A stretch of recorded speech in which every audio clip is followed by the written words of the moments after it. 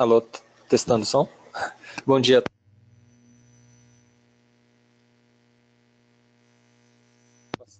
Não.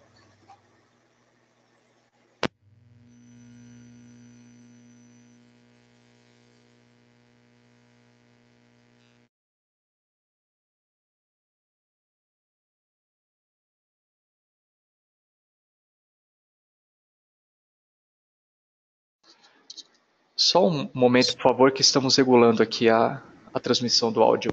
Um momento, por favor.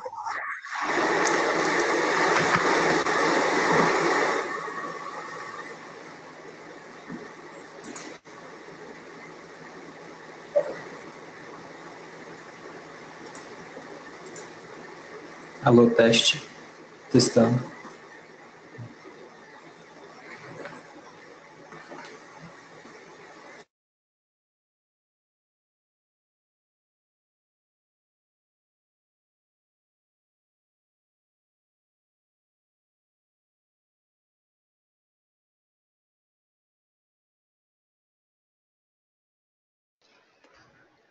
Mais um minutinho, por favor.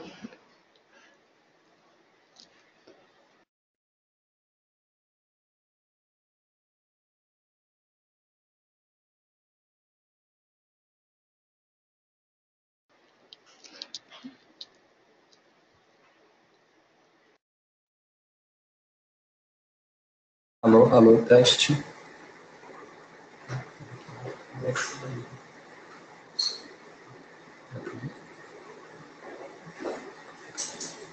Bom dia a todos.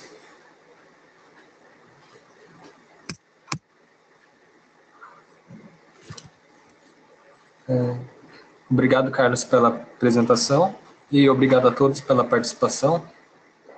Hoje, antes de começar, eu queria esclarecer, principalmente para aqueles ainda que já estão acostumados com os nossos seminários e que podem estranhar um pouco esse símbolo aqui na tela. Recentemente, a gente passou por uma mudança na empresa. A Decagon, ela adquiriu uma empresa alemã chamada UMS, também que trabalha com física de solos, e juntas elas formaram a nova empresa que agora se chama Matter. Então, a partir de agora, a gente vai começar a ver muito mais esse nosso novo logo, ao invés do Decagon, que era o nosso logotipo antigo. Então, como o Carlos explicou, o tema de hoje a gente vai tratar da atividade estomática das plantas, tentar conceituar um pouco o que seria o estômago e também ver alguma aplicação prática da gente estudar a atividade estomática das plantas.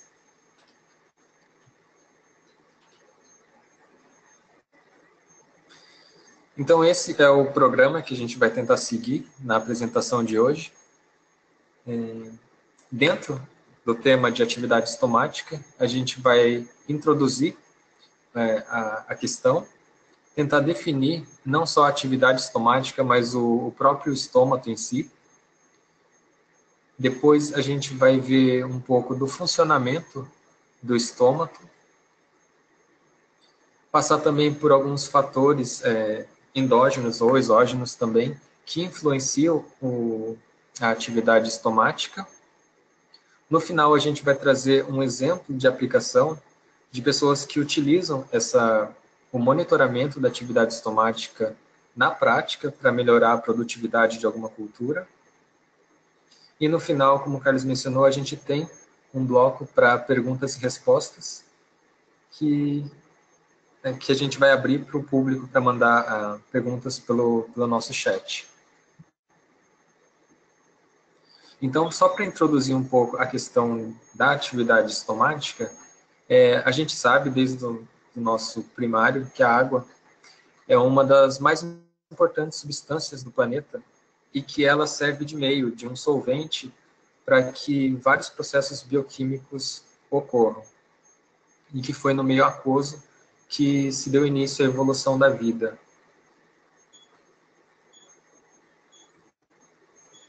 No entanto, naquele momento em que os organismos eles tentavam dominar também o ambiente terrestre, eles se depararam com um problema que seria a obtenção da água, que antes era de fácil acesso, mas no ambiente terrestre se tornava um problema. Então, no caso específico das plantas, a solução foi a utilização das suas raízes para absorver a água presente no solo e também desenvolver um sistema vascular avançado para poder transportar essa água que a raiz tirava do solo para todos os órgãos da planta. E também, além de conseguir absorver a água e transportar para todos os seus órgãos, a planta ela precisava de maneiras para tentar conservar essa água, agora que ela estava exposta ao meio terrestre, à atmosfera, à radiação. Então, é aí que entra a importância por exemplo, da epiderme e dos estômatos, que é o nosso tema de hoje. Eles são importantes para a conservação da água dentro das plantas. Então, antes de ver como que os estômatos eles ajudam na conservação dessa água dentro das plantas, a gente vai tentar definir o que seriam esses estômatos.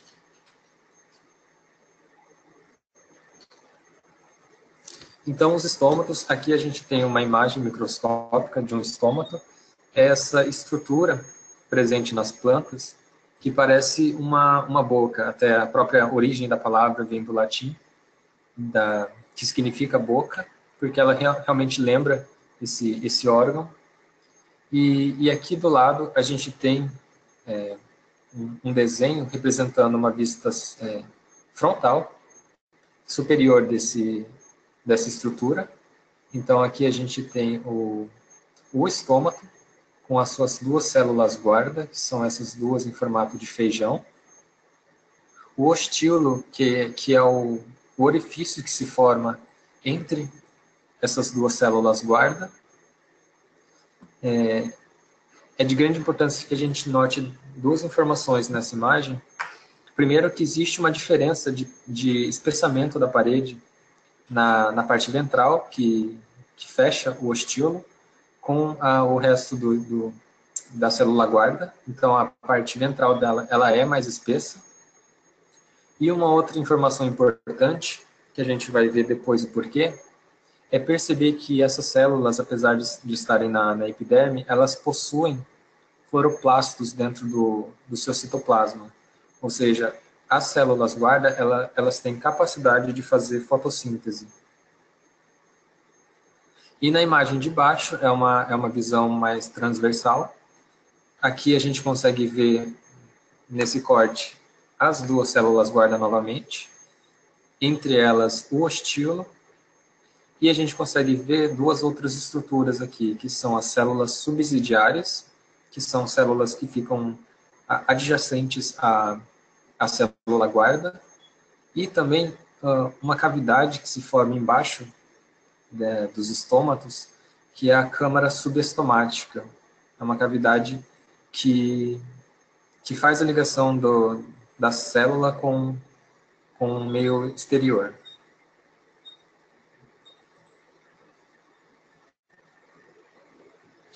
Então, os estômatos, na sua maioria, eles ficam localizados nas folhas das plantas, mas elas podem ocorrer, dependendo da espécie, em alguns outros órgãos dela, como caules, flores e frutos.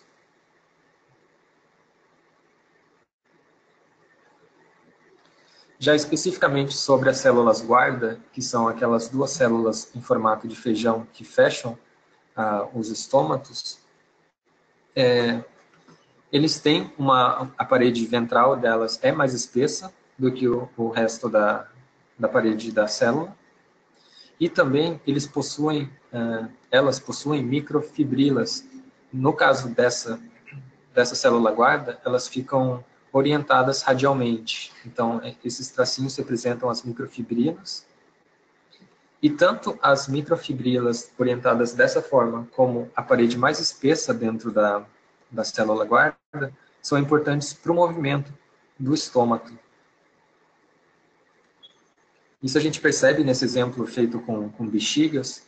Então, aqui, cada bexiga representaria uma das células guarda.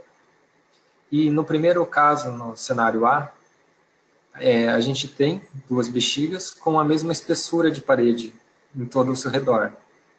Se a gente enche essas bexigas, elas tendem a crescer longitudinalmente uma com a outra. Então, elas ficam grudadas, só ficam maiores. Agora, se a gente tem um outro caso com essas bexigas com uma parede interna mais espessa, nesse caso foi feito um reforço com alguma fita,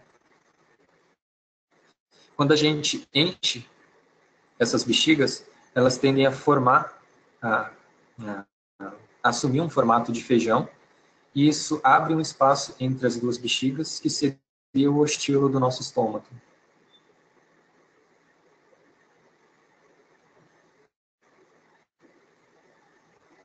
Quanto à classificação das células guarda, a gente consegue ver dois tipos, né, na natureza.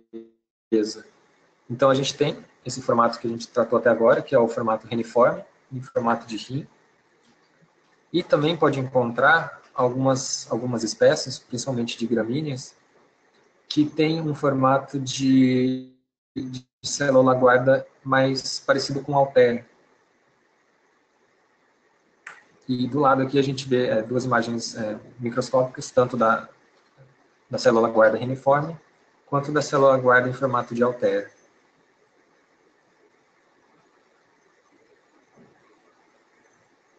O ostilo do complexo estomático é aquele buraco que forma quando as células guardas elas ficam túrgidas, elas se enchem.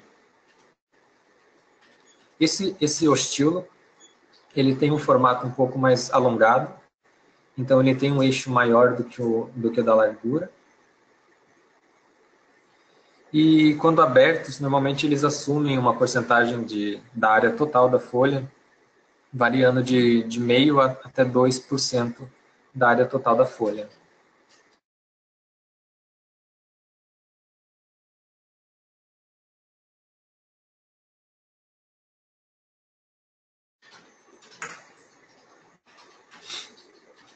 Já com relação à câmara subestomática, é aquele vazio que se forma, aquela câmara, que se forma abaixo das células guarda e que pode também ser chamada de cavidade subestomática, porque ela fica abaixo dos estômatos, do complexo estomático.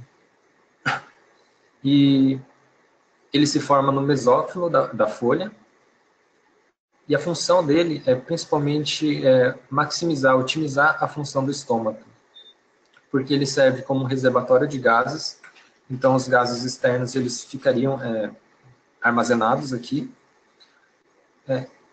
Isso melhoraria a difusão do CO2 para dentro do mesófilo da folha e também reduz a perda de água, porque a gente tem uma câmara antes do estômago para não deixar diretamente ligado o meio interno com o meio externo, que poderia ocasionar uma maior perda de água.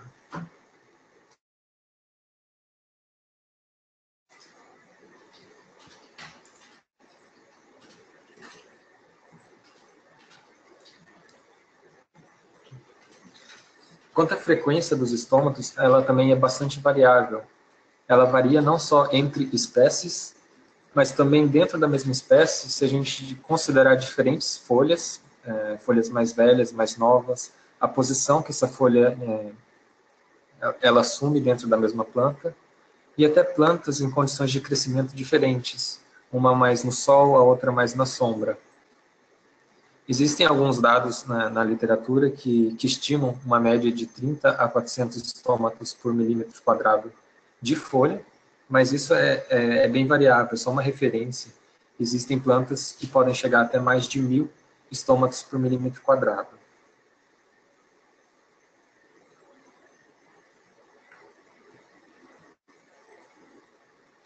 Quanto à localização dos estômatos na planta, a gente também pode diferenciar uma planta da outra.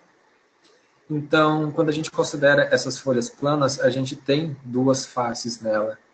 Uma face que é inferior, que a gente chama de face abaxial, e a face superior da planta, que fica mais exposta ao sol, que é a face adaxial.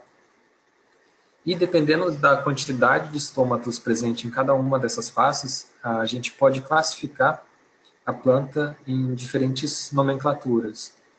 Então, por exemplo, se a gente tem plantas com estômatos mais presentes na face abaxial, essa é uma planta hipoestomática, bem comum em regiões úmidas. Quando a gente tem os estômatos localizados na face adaxial, na face de cima, essa planta é uma planta epiestomática e é bem comum em folhas de plantas aquáticas. E a gente também encontra algumas plantas que têm uma quantidade bastante próxima de estômatos, tanto na face de cima quanto na de baixo, que são as anfiestomáticas.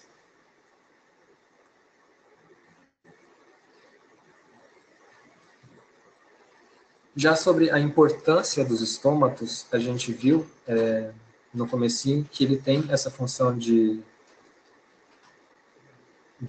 boca mesmo da planta. Então, os estômatos ajudam nas trocas gasosas, por exemplo, principalmente na obtenção do gás carbônico para a realização da fotossíntese, que pode chegar até cerca de 90% de todo o gás carbônico absorvido pela planta. Algumas outras funções que os estômatos poderiam assumir um efeito indireto na própria fotossíntese, já que é ele a porta de entrada do gás carbônico, e por consequência a alteração na produtividade dessa planta, no crescimento dela e na produtividade dela. E em alguns casos também, alguns consideram até uma ajuda na manutenção da temperatura da planta pela transpiração da água.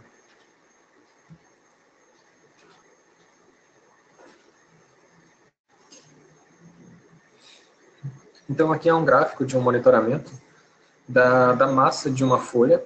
Então a ideia aqui era verificar a diferença entre, principalmente comparar a transpiração da planta, considerando dois aspectos, a transpiração feita pelos estômatos e através da cutícula da folha.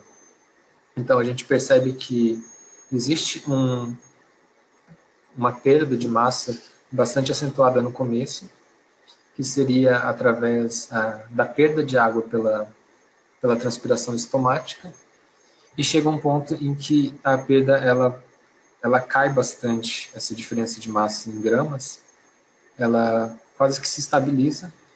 Nesse caso aqui, representaria a perda de massa de água por transpiração cuticular, ou seja, a transpiração através da cutícula seria bem menos acentuada do que através dos estômatos.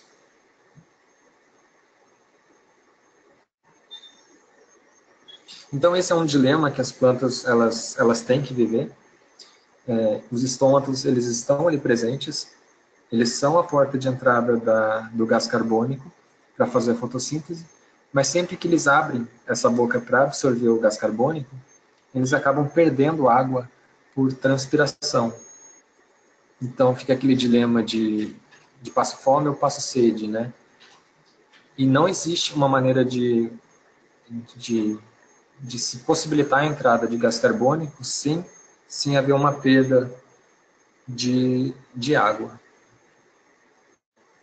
Então a alternativa que as plantas elas encontraram para tentar diminuir esse dilema foi a regulação temporal da abertura estomática. Então a maioria das plantas, a gente vai ver algumas exceções depois, mas elas fecham os estômatos à noite, porque à noite não tem luz solar, eles não precisam fazer a fotossíntese. Então eles fecham o estômato para não perder a água, já que também não adianta absorver o gás carbônico, porque não vai ter a fotossíntese.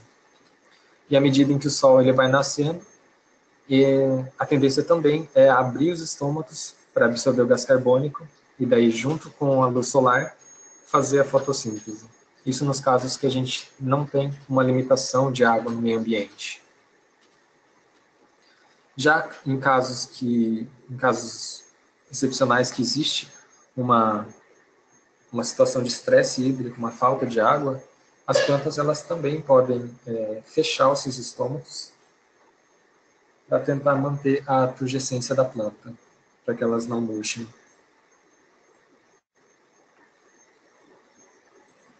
E como que eles fazem essa regulação temporal, essa abertura e fechamento dos estômatos, é baseado nas células guarda. Então, são elas que abrem ou fecham os estômatos e funcionam hidraulicamente. O que vai fazer o estômato abrir ou fechar é basicamente a entrada ou saída de água nas células guarda. Porque quando entrar água, ela vai ficar túrgida, como no primeiro caso, ela vai se encher de água, e ao se encher, vai acontecer igual naquela bexiga com reforço dentro. Ela vai abrir o ostilo dela dentro do complexo estomático. Já se ela murchar, ela perder água para o ambiente externo ou para as células adjacentes, ela vai ficar flácida e o formato dela vai mudar e por final vai acabar fechando o ostilo.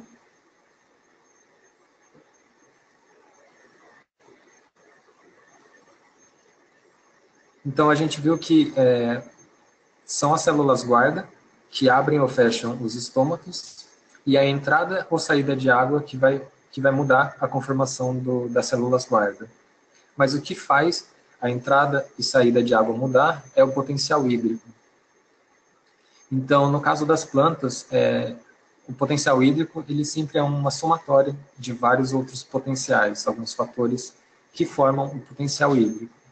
No caso das plantas, a gente considera principalmente dois, que é o potencial osmótico e o potencial de pressão ou pressão de turgescência. Então, para os nossos exemplos a seguir, a gente vai utilizar basicamente essa fórmula, que o potencial hídrico é a somatória do potencial osmótico e do potencial de pressão. O potencial hídrico ele é um parâmetro referencial. A gente precisa ter uma referência e a partir dele a gente vai comparando as diferentes situações encontradas. No caso do potencial hídrico, a gente tem que nossa referência é uma água livre e pura, sem nenhum tipo de soluto. E o valor de referência é 0 kPa, que é o potencial hídrico ele pode ser medido em unidades de pressão. E no caso do potencial osmótico, o que faz ele mudar, subir ou descer, é a presença ou não de solutos osmoticamente ativos dentro da nossa solução. Se a gente adiciona solutos que fazem a diferença no potencial osmótico, o potencial osmótico tende a cair, fica mais negativo.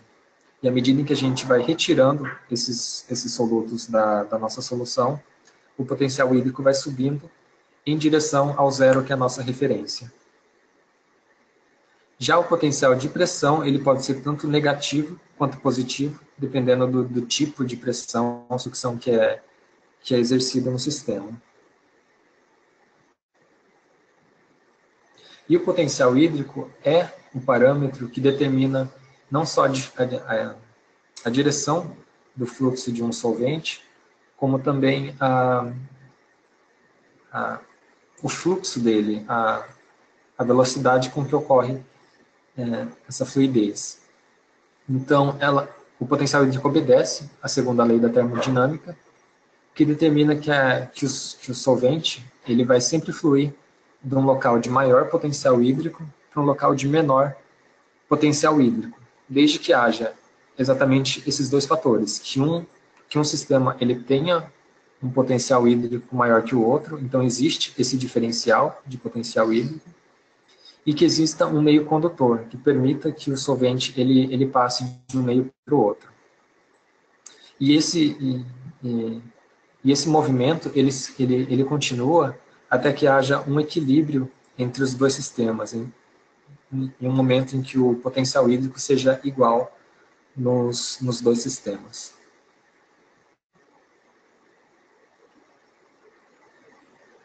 Então esse também é um exemplo bastante clássico para quando a gente estuda esse movimento do solvente em dois sistemas. Aqui Na primeira imagem, a gente então tem dois sistemas diferentes, separados por uma membrana semipermeável, que permite a passagem do solvente, a água. Do lado direito, a gente só tem água pura, então aqui seria o nosso referencial de zero de potencial hídrico. E do lado esquerdo, a gente tem uma solução. Então, ele tem solutos dissolvidos, né, nessa água, e esses solutos, no caso da sacarose, eles alteram o potencial osmótico do meio. Então, se o nosso referencial de água pura é zero, quando a gente coloca sacarose, por exemplo, a gente diminui o potencial hídrico desse meio. Então, aqui a gente tem zero e aqui a gente tem um valor negativo de potencial hídrico. Então, a água ela vai obedecer aquele diferencial, sempre indo do maior potencial para o menor. Então, a água iria da direita para a esquerda. Já no segundo caso, a gente também tem só água pura do lado direito, mas do lado esquerdo, além da solução de sacarose, então a gente tem uma sacarose que diminui o potencial hídrico osmótico desse ambiente, só que a gente adiciona um outro fator, que é o potencial de pressão. Então a gente exerce uma pressão nesse sistema, que não só anula o potencial, que foi suficiente para não só anular o potencial osmótico negativo, mas também subir o potencial hídrico total. Então, nesse caso, o potencial hídrico na esquerda ficou maior do que o da direita, então a água ela vai fluir da esquerda para a direita. E é isso que acontece analogamente no caso dos estômatos. Aqui a gente também tem esses dois ambientes. A gente pode considerar um ambiente sendo as células guarda e o segundo ambiente sendo as células subsidiárias. Então, o funcionamento do estômato vai ser bem similar a esse exemplo dado anteriormente. Então, a gente tem esses dois sistemas, aonde o potencial hídrico tiver mais forte, tiver maior, vai ser a origem do fluxo da água. Então, ela vai partir desse ponto para ir para o outro lado. Então, se a gente tem um potencial hídrico menor dentro das células, aqui a gente tem mais solutos dentro da célula do que fora, então a água ela vai de fora para dentro, para tentar equilibrar esses dois potenciais. Então a água vai entrar, a célula vai ficar túrgida e o estômato vai se abrir. O contrário ocorre, se a gente tem um potencial hídrico menor fora das células guarda, a tendência é ela perder água para o meio externo e murchar. Então ela vai fechar os estômatos. Então, só para resumir, as células guardas elas absorvem água por osmose, e quando elas absorvem água, o potencial de pressão dentro dela vai aumentar, ela vai ficar mais túrgida e vai abrir o ostíolo. No caso contrário, se elas perdem água, elas vão diminuir a pressão de turgor dentro delas, as paredes elas vão se relaxar e o ostíolo ele vai fechar.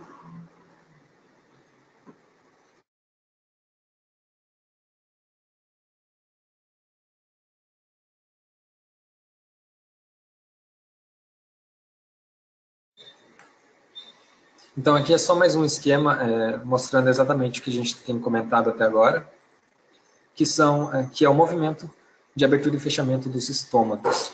Então, se a gente tem mais solutos osmoticamente ativos no ambiente interno, a gente vai diminuir o potencial osmótico dentro da célula, e se ela estiver mais baixa do que a célula do lado, ela vai absorver água e vai ficar túrgida. O contrário ocorre, se a gente tiver menos solutos dentro da célula guarda, o potencial hídrico dela vai ser maior, e ela vai perder água para o ambiente externo, ficando flácida. E quais são esses solutos osmoticamente ativos que a gente considera, principalmente no caso dos estômatos? São o potássio, o cloreto, o malato e a sacarose. A concentração dela, se a gente diminui ou aumenta qualquer uma das concentrações desses solutos, vai determinar se a gente aumenta ou diminui o potencial hídrico do meio. E é isso que vai determinar se a célula guarda ela vai perder água ou vai ganhar água.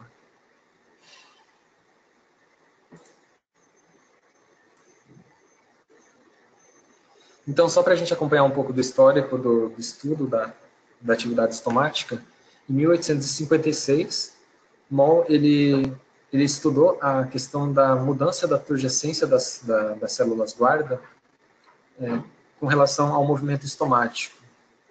E depois, em 1908, Lloyd apareceu com a hipótese de amido-açúcar, que trata da transformação do amido o amido ele é um soluto que ele não altera o potencial osmótico do meio, ele é insolúvel e a sua presença na solução não diminui o potencial osmótico do meio.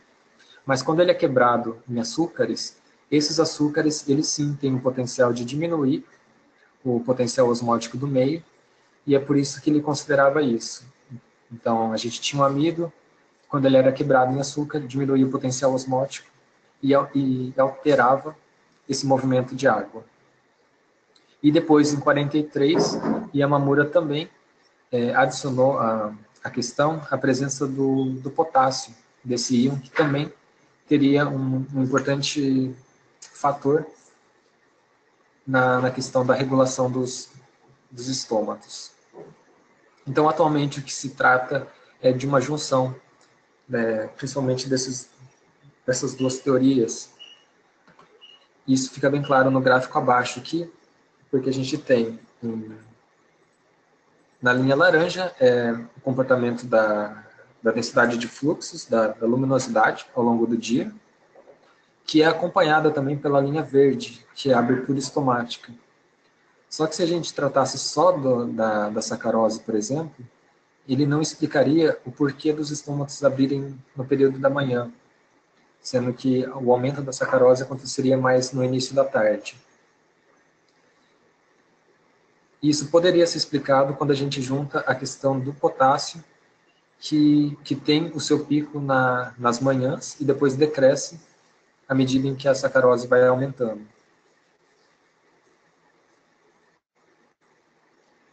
Então, o funcionamento dos estômatos, eles podem ser hidroativos.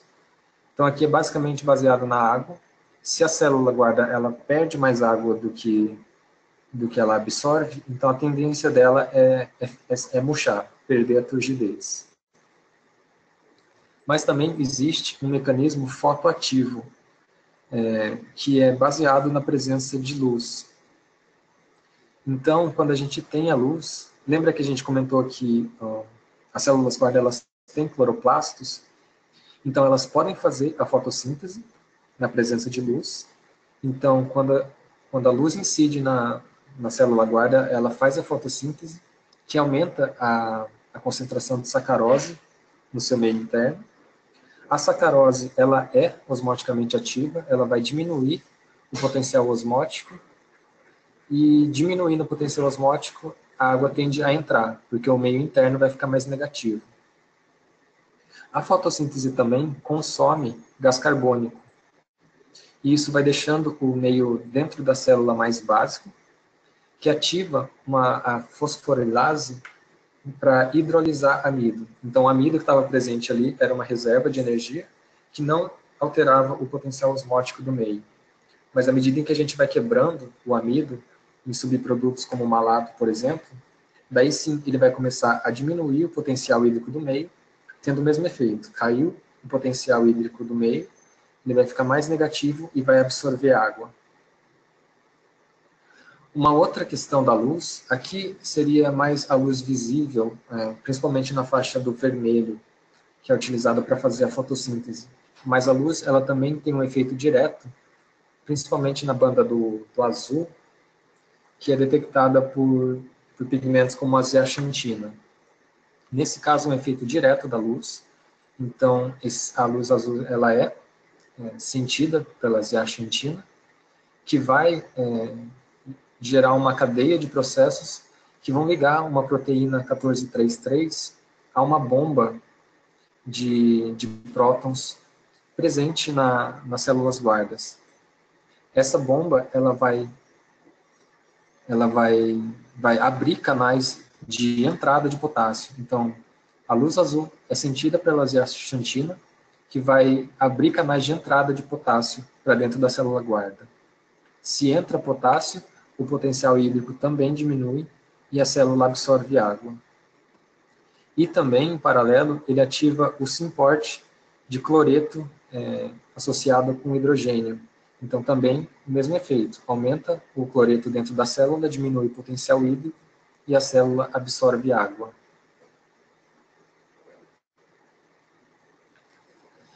Já quando a gente tem uma situação de escuro, é intuitivo que a gente pense na questão da fotossíntese também. Seria o contrário do que a gente mencionou no slide anterior. Então, no escuro não haveria fotossíntese, é produzido menos sacarose e o potencial hídrico ele aumenta. Se ele aumenta, dentro fica maior do que fora e a água sai de dentro para fora. E sem a fotossíntese também não é consumido o gás carbônico, o meio dentro da célula fica mais ácido, e agora, ao invés de quebrar o amido em sacarose, em malato, a gente vai ter a polimerização da glicose para voltar para o amido. E o amido ele é uma reserva insolúvel que não vai alterar o potencial osmótico da célula. Além disso, no escuro, o processo de respiração ele tende a superar o processo de fotossíntese. Então, com a respiração e com aquele CO2 que não foi consumido na fotossíntese, a gente aumenta a concentração de gás carbônico dentro da célula. E isso, tem alguns estudos que mostram que teria o mesmo efeito, por exemplo, de um hormônio, o ácido abscísico, na questão do estresse hídrico. Então, os dois aumentariam a absorção de cálcio pela célula, e o aumento de cálcio ele pode ativar fosfatases que inibem a entrada de potássio. Se a gente não tem entrada de potássio na célula guarda, a gente diminui o potássio dentro dela, o potencial hídrico aumenta e ela vai perder água para fora. E também inibe o SYMPORT de cloreto, também diminuindo o cloreto dentro da célula, e abre canais de saída de potássio, ou seja, além de inibir a entrada de potássio, ele ainda interfere na saída do potássio, de maneira que a gente vai diminuir os solutos dentro da célula e vai aumentar o seu potencial hídrico. Dentro ficando maior do que fora, a água vai de dentro para fora e a célula vai se fechar. Aqui só para mencionar que existem algumas plantas que até devido à adaptação ao meio em que elas vivem, elas têm um comportamento um pouco diferente, como é o caso das plantas CAM, que são plantas suculentas como cactáceas e orquidáceas. Diferente do que a gente mencionou antes, elas têm comportamento diferente durante o dia e a noite. Por exemplo, elas fecham os estômatos de dia, que o sol está intenso e elas têm maior perigo de perder água, que para elas é um item raro. E, então elas fecham os estômatos para manter a sua umidade e abrem de noite. E é quando também elas abrem para pegar o CO2, transformando em ácido málico para reserva, que elas vão utilizar durante o dia. Então agora a gente vai passar por alguns fatores que influenciam o funcionamento dos estômatos. A gente viu que existe o fator água, ele é muito importante. O estômato ele funciona basicamente com água. Então tem o fechamento hidropassivo, que é quando a célula perde mais água do que ganha. Então ela vai murchar e vai perder a turgidez. E o hidroativo, que é quando células do organismo da planta percebem uma deficiência de água no mesofilo da folha, antes mesmo dele perder a turgidez. Então eles percebem que existe um problema, que existe uma deficiência de água, e vão fechar os estômatos, mediado principalmente pelo ácido abscísico. Esse ácido, que é um hormônio vegetal, ele tem outras funções também, mas também está ligado ao controle dos estômatos, principalmente em ambientes de estresse hídrico. Então, esse estresse hídrico ele pode ser sentido em diferentes partes da planta. até da raiz. Então, eles vão sinalizar as células guarda através da síntese desse ácido.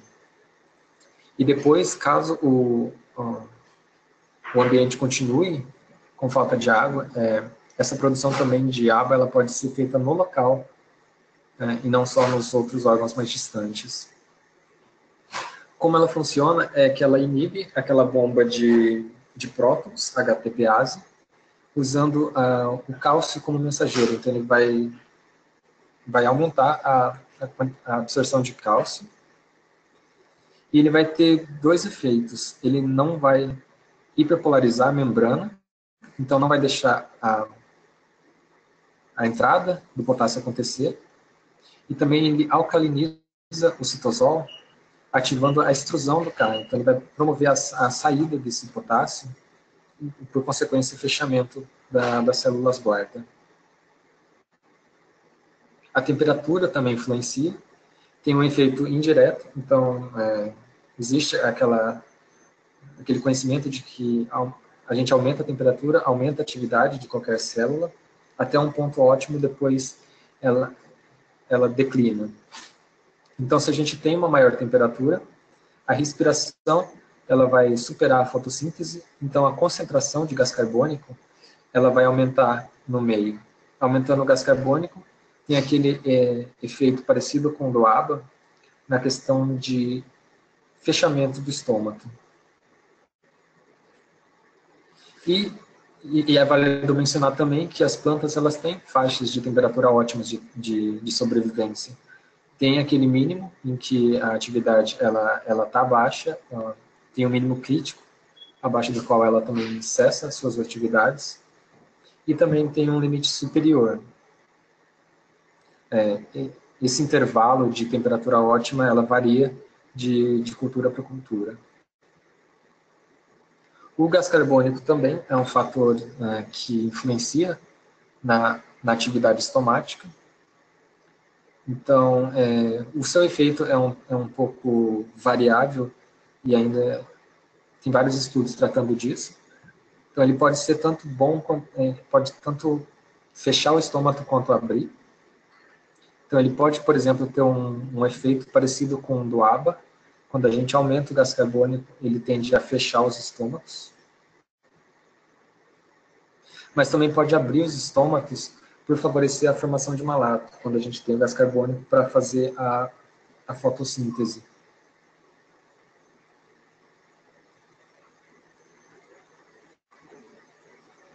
E o fator luz, que a gente viu naquele esquema mais completo, que ele pode ter um efeito indireto ou direto. A luz na faixa do vermelho, ela tem um efeito indireto, porque ela vai ser utilizada para fazer a fotossíntese. Mas ela também tem um efeito direto, principalmente na faixa do azul, que é quando alguns fotorreceptores percebem a incidência dessa luz, principalmente a zeaxantina, e que daí ela ativa diretamente a bomba de prótons, HTPase. Então ela vai fazer a ligação daquela proteína 1433 à bomba e vai ativar essa bomba para a entrada de potássio. E isso vai abrir os estômagos. Além disso, a luz azul ela estimula a biossíntese do malato, que também diminui o potencial hídrico do meio.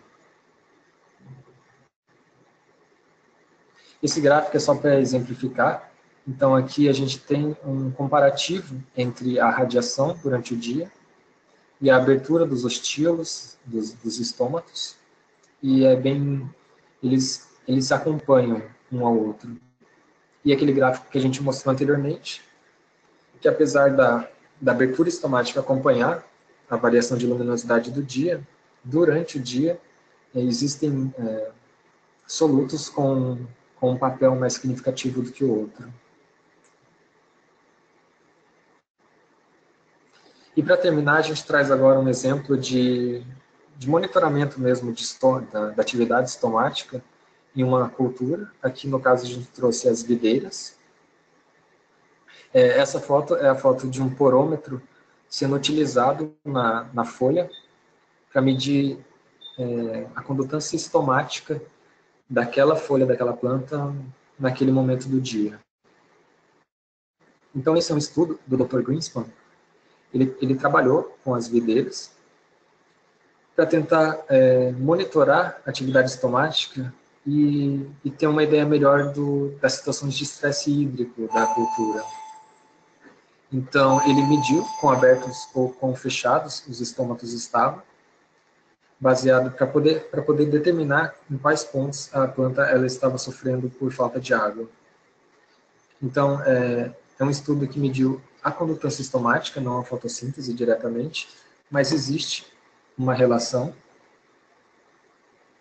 E o que ele conseguiu foi padrões de comportamento ao longo do tempo, não só valores.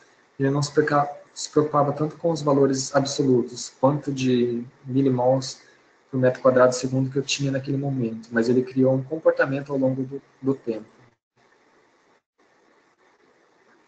Ele tinha uma metodologia, então ele determinou o horário de trabalho dele, da retirada das leituras, de meio-dia às 2 horas, também o tipo de folha que ele iria monitorar, porque a gente viu que diferentes folhas na mesma planta, elas podem dar diferentes resultados. Tentou medir a folha só entre as nervuras, para não colocar o instrumento na nervura das folhas. Tirou algumas leituras para fazer uma média e anotou também as condições climáticas do momento da leitura. Então, a interpretação desse estudo foi determinar a necessidade ou não de irrigação da planta, a situação dela com relação ao estresse hídrico. Então, ele poderia determinar se as videiras elas estavam em nível de luxo, de irrigação, ou seja, estava sendo irrigado mais do que precisava. Nesse caso, ele diminuiria a irrigação. Ou se as videiras elas estavam muito estressadas. Nesse caso, ele precisaria aumentar a aplicação de irrigação. Então, para ele criou uma escala de condutância estomática. Essa escala a gente vê aqui nessa régua. Então, com base nas leituras que ele tirou ao longo do tempo, ele determinou categorias baseadas na condutância estomática, de luxo, de amplitude intermediária, alguns níveis de estresse leve, moderado, estresse e estresse extremo. E ele usou essa escala para tentar induzir um certo estresse nas suas uvas, para que elas tivessem uma qualidade melhor de fruto. Então, a ideia dele era, sim, impor um certo estresse hídrico para as culturas, que ele variou, dependendo do tipo de uva que era produzida, para tentar realmente não só não irrigar demais, deixar na faixa de luxo, mas também para não chegar no estresse extremo.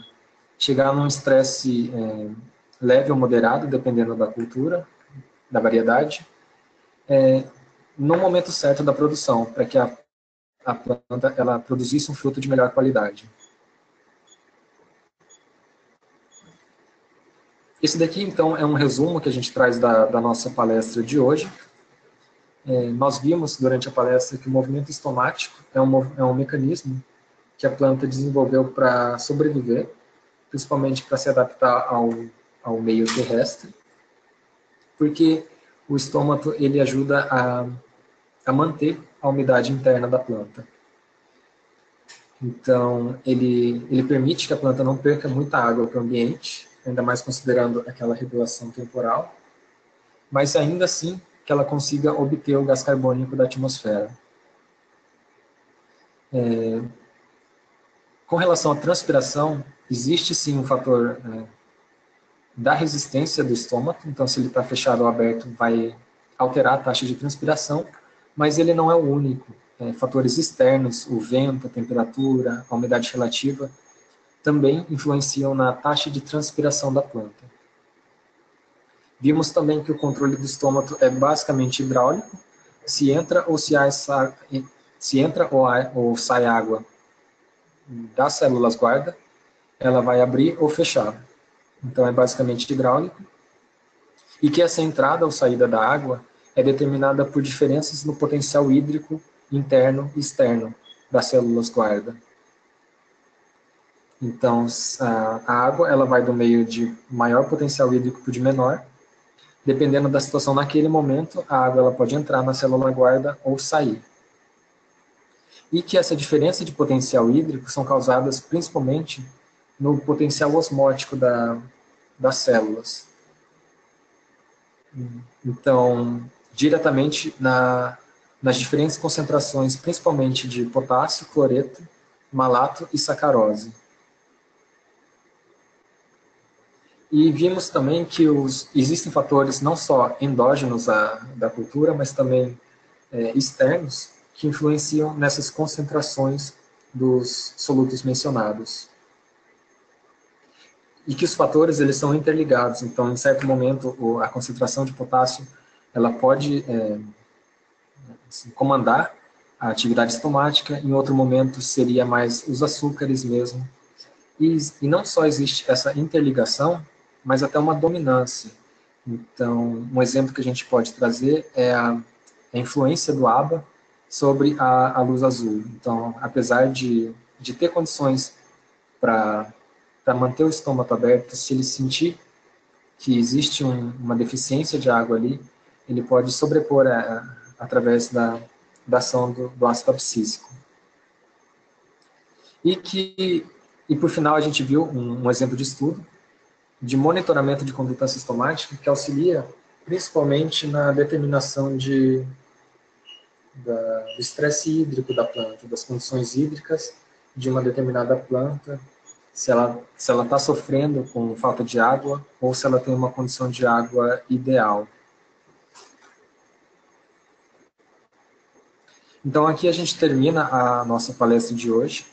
Aqui eu deixo os meus contatos, telefone, e-mail. Caso alguém tenha alguma dúvida ou sugestão, fique à vontade em entrar em contato através desses endereços.